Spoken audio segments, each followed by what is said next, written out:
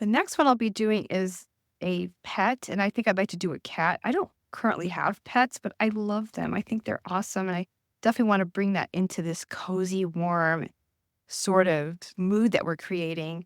And I'm going to make this a charcoal gray cat.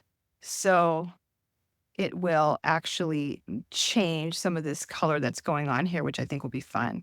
So I'm just creating a little triangle, a little semicircle, another triangle, and then a circle for the head. I have a half circle. And then I'm just going to start with a circular shape like this. It's just going to be standing and looking at us from the front. So pause here. Maybe it's a little too chunky.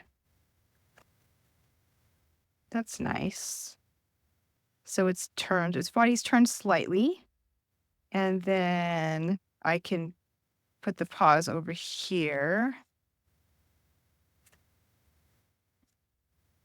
Little round paws in the front.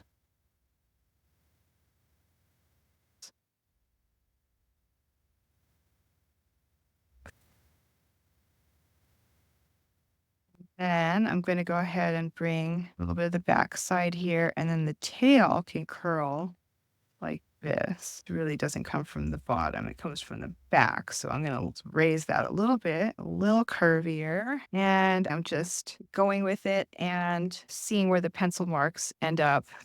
And for this one, I'm going to use my original color sheets, and I'm going to use the slate black. I have some already on this palette right here just to get it started. And I'm just going to fill in the whole thing. So another thing I love about these color sheets is these fly out palettes that I don't need an actual paint palette to use them. So it's pretty easy to take them everywhere with me.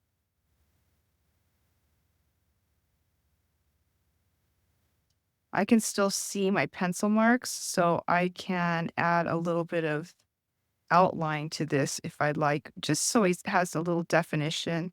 I don't add outline to most of my illustrations, but cute small ones like this could use this tiny bit of detail.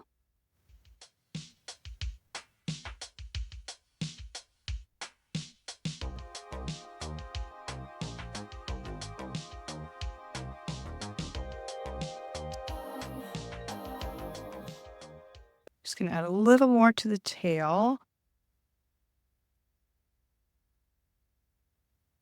And I'll let that dry. Now that this cat is dry, I can go in and make just the tiniest of features. I'm just going to put a little nose, like a triangle, upside down. And of course, the little curvy mouth. I'm just going to put a little bit of marks separating the head from the rest of the body with some hair. It's very subtle. I'm going to go ahead and do some eyes. Eyes are tricky. But a semicircle with a dot right in the middle of it is a very simple way to do it. I think a little bit more definition here is good. And then I'm going to just, instead of a line, I'm going to do the same here for the paws. Now, a lot of this I make up along the way, and you can too. If you feel like you want to go in a different direction with something, you can do that. You don't have to stick to the plan, so to speak.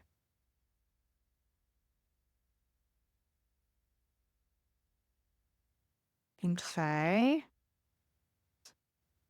I'm going to just put a little fur here separating the tail from the rest of the body, and maybe I'll go down the side of the body. So this is a good example of a partial outline. It's just a little bit of detail to help you see this illustration a little more clearly. I'm going to do the ears as well. Just put a smaller triangle shaped lines in there and bring out the ears a little bit more. I think it's cute.